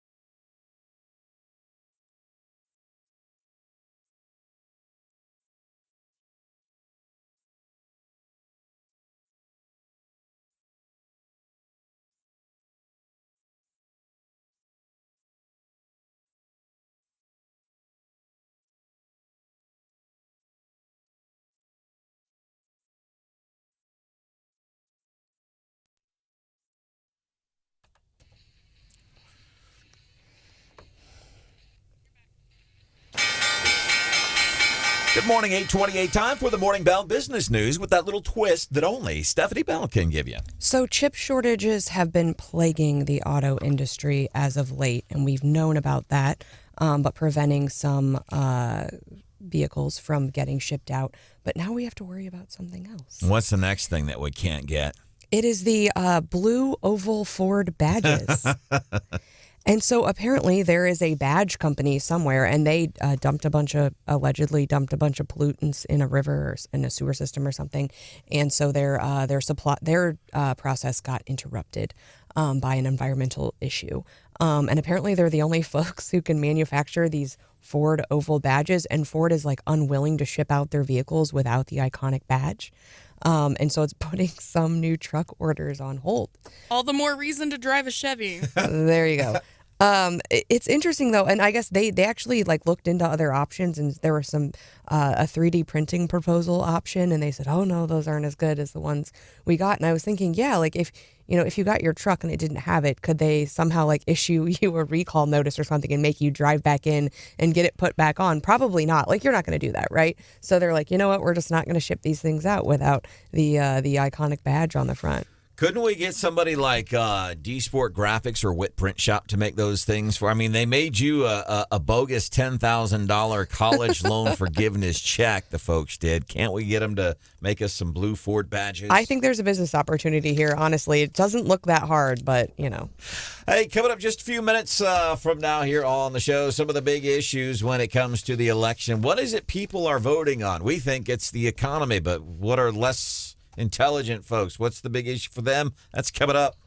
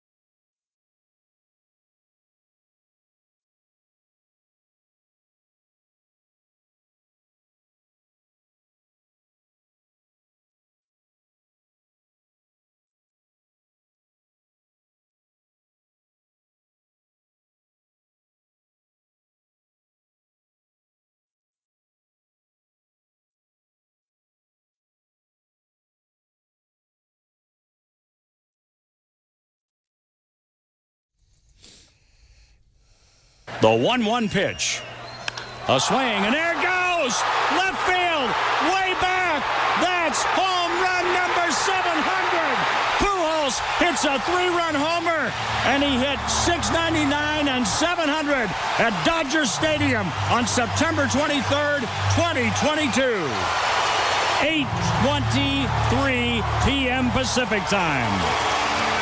It was 10:23 our time when I heard that call on one of our radio stations the other night. 10:20. I'm like, man, this is late, even on a Friday night for me. I'm up listening to Cardinals baseball. I don't stay up past 10 o'clock, even on weekends. Albert Pujols' 700th career home run Friday night, and nobody got to see it on live TV unless you were watching on Apple Plus. Wow. I'm mad. I had no intention of watching it anyway. But I'm mad, man. I'm cranky about it. But that's the way it is now. Everybody, like for people, Hannah's generation, this is no big thing to be watching these on sporting events on a stream service. No, I mean, it does kind of suck. If there's ever a time where I don't have the streaming platform that I need, I do get annoyed, so I get it. Yeah. But it is kind of, I think, the way that things are moving. Yeah, and a lot of folks upset about it the other day and it was mostly people like mine and Marcia's age. People upset they couldn't watch it free live over-the-air TV. Now, if the Chiefs game yesterday were on a streaming service, I would have been good. Mizzou game Saturday, if that had been on a streaming service, I'd have been good. It's better that you didn't see it, probably. Man, that Mizzou game, listen, whenever your team is doing poor, we're 2-2. We've won against, a community college, and who was the other team? Was it Columbia College or Stevens College that Mizzou beat? And it's always fun to pick on your team when your team's down. I always go back to these are kids playing a sport, trying to rep University of Mizzou. I want them to do well, but it's not happening. The other thing I'm intimately familiar with is acceptance. When things don't go my way, I want Mizzou to win, and they ain't winning. And the only thing I can do is just accept those things, even that I find unpleasant, and what's happening with Mizzou. And and not that Auburn is, not every year they're a big tough team, but you'd still like to pick up that. I mean, you beat Texas Christian Abilene. How about a win against Auburn? And you almost had it, man. So close. That's what was really heartbreaking about it. Yeah. As a matter of fact, who's the kicker? I don't want to catch anybody off guard. I can't think of the kicker for Mizzou. His last name starts with the letter M. Weren't you just railing last week about how no one knows who a kicker is because the kicker didn't get into the game at whatever field that was? The kicker for the Philadelphia Eagles, he couldn't get into the game because he was late because he couldn't park in the employee parking because nobody recognized him. He's the kicker. Are you talking about Harrison? Is it Mavis? Mavis. So, and I'm listening to the game on our rocks. We have a rock station, 96.7 KCMQ, and they're carrying Mizzou football. And I'm on 63 because I was at the Oktoberfest and watching Stephanie give a pretty important speech at a pretty important event. It was incredible. Well, I'm listening to the game, and they were talking about, I guess, this kicker, Mavis, wears T-shirts that say Mavis is money. In other words, he never misses a kick. I swear to God, Mike, the play-by-play guy for Mizzou, what's his last name, John? The guy that does play-by-play for Mizzou. Shannon. No. No, but thanks for trying, Hannah. Anyhow, play-by-play guy for Mizzou. Yeah, and can't think of it. But he said, he's talking about Mike Kelly, yeah. He's talking about the Mavis is money T-shirts right as he misses the kick. Right before, I'm like, oh. And I saw Barstool had, I think it was our quarterback who initially thought we hit it and was like celebrating and then realized and then had to be like, oh, never mind. It was very awkward. Man, that stuff hurts. 874-9390. James, welcome into the show. What's on your mind? Well, you're talking about Missouri football, so I guess I better make a comment. The game Saturday was very disappointing. Mm-hmm. He should have tried to score a couple times before doing the kick. But let me back up. A lot of people were really excited when this guy was hired. Drinkwitz. Everybody, a lot of people wanted Odom fired. I didn't. Odom had one more year on his contract. You should have let it play out. They hired this guy Drinkwitz with only 1 year of full-time coaching at Appalachian State, just 1 year. They gave him an 8-year contract, $21 million. So I may be a little bit off on the numbers on that, but he's got a $14 million buyout. You know, this guy is over his head. He should have never been hired, at least at that amount of money. So I was against him from the get-go. Now, a lot of people want to fire him, but I didn't want him hired in the beginning. And I look back at Missouri. You know, they fired Onofrio years ago when they shouldn't have fired him because he was just about ready to turn the program around. And Larry Smith, who actually turned the program around, they fired him maybe too soon. Of course, Pinkel took over, and that's another story there. But anyway, I think Missouri really messed up with this guy, and he's over his head. All right. Hey, thank you for the phone call, James. Eli has a 6-year, $24 million contract as head football coach at Mizzou. And I can't remember Mike Kelly's last name. Branden Rathert? How do you spell that? Hi, this is the voice of the Tigers, Mike Kelly. This is Wake Up Columbia on Hot Talk 93.9. The Eagle. Who's Branden Rathert? Who's Mike Kelly? Who's Mike Kelly? Welcome to the show. It's Wake Up Mid-Missouri. There's Stephanie Bell. Good morning. Mr. John Marsh is here. It's producer Hannah. Good morning. My name is Branden Rathert. Phone number 874-9390. 874-9390. Anybody recognize this voice? I think that Democrats, if the election is about who is the most extreme, then they're going to win. If it is a referendum on the president, they will lose, and they know that. Jen Psaki. She's getting paid to spew that stuff. Now, she did it in the White House as Biden's press secretary, and now she goes straight from serving in a presidential administration, leaves the gig early to go be a talking head on the NBC. But she says, hey, listen, if the Republicans make this presidential race, if they make it about Biden, hey, they have a good chance that, you know, that you can have that big red tidal wave that you're all hoping for. And it's interesting because Biden 1 week prior to this, when asked if he's running for re-election, you always, if you're in office or you're running for re-election, the answer is always yes. Yes. And when you're in Joe Biden's party and you're on a national television outlet and somebody asks you, are you going to go and campaign on behalf of Biden? Do you support Biden? If you're a Democrat, the answer is, when you're asked that question, is always yes. And we're getting a lot of no or well. Next question, please. Yeah. So there could be something to that. Republicans, it's the economy. I should say smart people, because it's not just for Republicans. I'm guessing there's a lot of Biden voters, regretful Biden voters here in mid-Missouri that are going, yeah, it's the economy. It's the economy. This is what we got to do to win. And you know what? The other side, you know what the Democrats are running? They're running on this abortion thing. They think that's going to do it. Even though, and I know, because here's what I get. Well, it's a states' rights issue thing, but the Democrat voters, they don't know that. They don't get it. It's just abortion. I'm going to vote for everybody who's in favor of abortion, which I also don't understand. When Jen Psaki said, if it's about who's the most extreme, let me play this again. I think that Democrats, if the election is about who is the most extreme.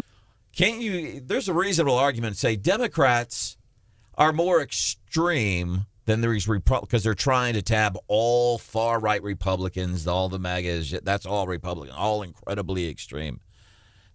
But aren't the progressives, telling you in California you won't be able to buy a gasoline-powered engine in that's pretty extreme, I think. And what they did over the past 2 years, this is extreme, to tell people that are fighting for the freedom of your country that they don't have the freedom to choose whether or not that they get the vaccine if they want, taking that freedom away from them, that freedom that we fight for. And then to say, hey, the pandemic is over, but still make military personnel get a vaccine. That's crazy. Extreme in my book. Yeah, we read an article earlier.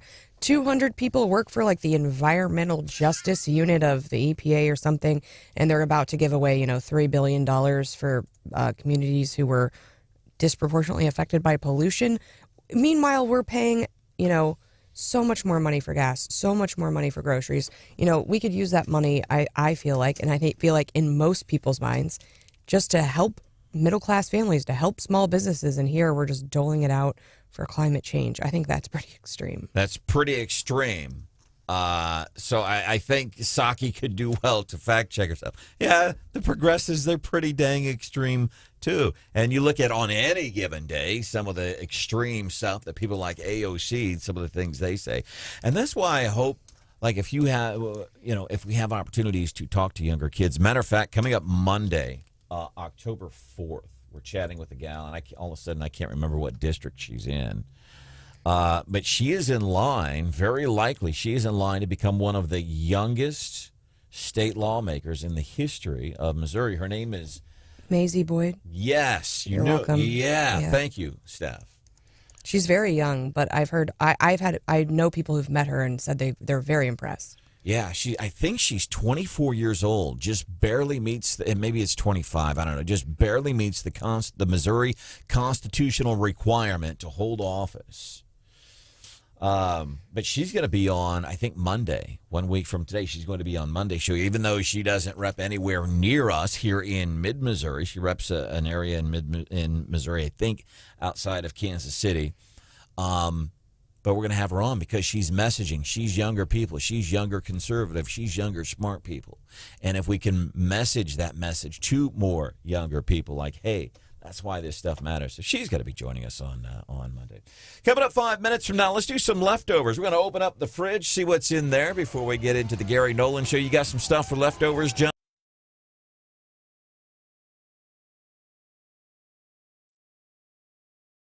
Maybe.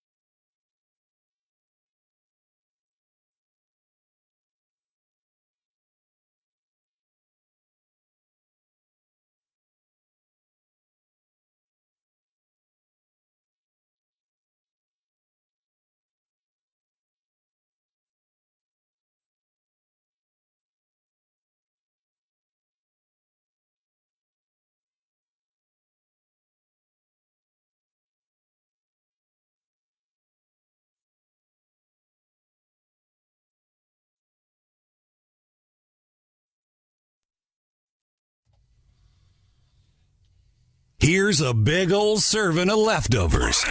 Enjoy. All right, some of the things during the show that we didn't get to because us, collectively, as a team, we ran out of time because we sometimes will run behind. Some of the things that we did not get to on the show today, and I forgot, and I really wanted to hype this city here in Missouri. No longer number one. St. Louis, no longer number one murder capital of America. It now goes to New Orleans. New Orleans Police Department. Yeah, so the city with the highest highest murder rate in America no longer is here in the state in which we live. New Orleans has overtaken St. Louis as the murder capital of America as the city sees 141% increase in homicides when compared to recent years. So what happened when we started seeing 141% increase? Oh, in New Orleans, here's what happened. Defund the police. It's so bad in New Orleans right now. Actual headline, New Orleans Police Department hiring civilians to bolster the force as a murderous crime wave hits the city.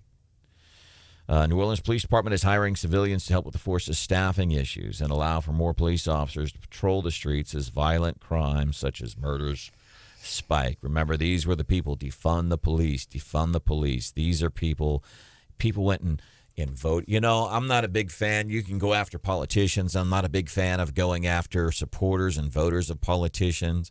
I am not a deplorable, regardless of what Hillary Clinton thinks. Screw Joe Biden when he talks about me for my past support of Donald Trump.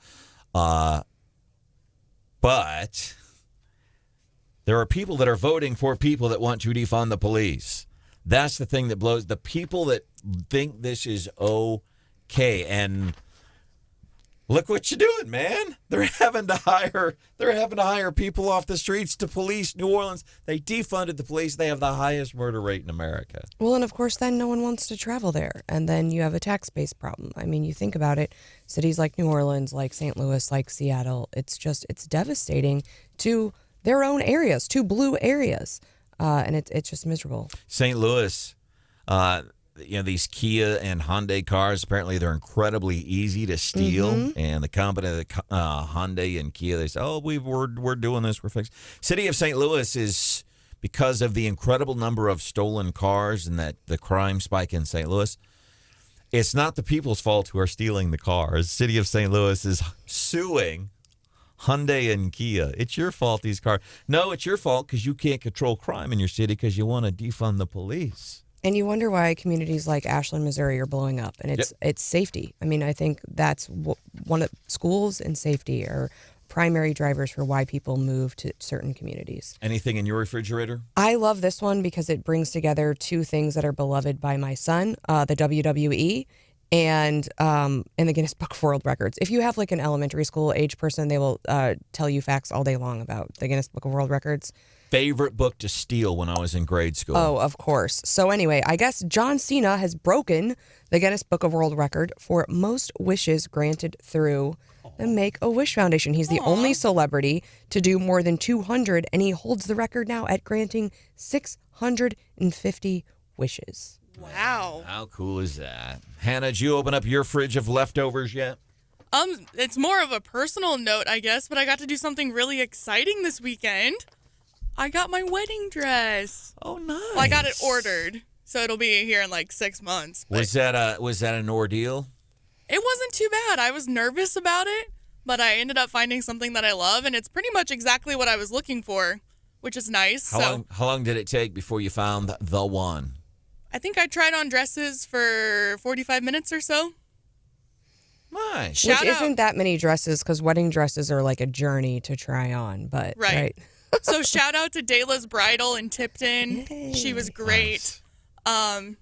Found my dream dress. Very nice. Marsh, before we bolt, anything in your refrigerator of leftovers this morning?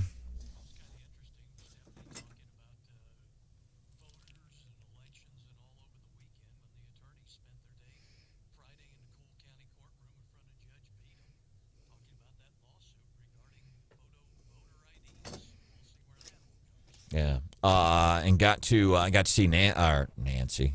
Stephanie, sorry.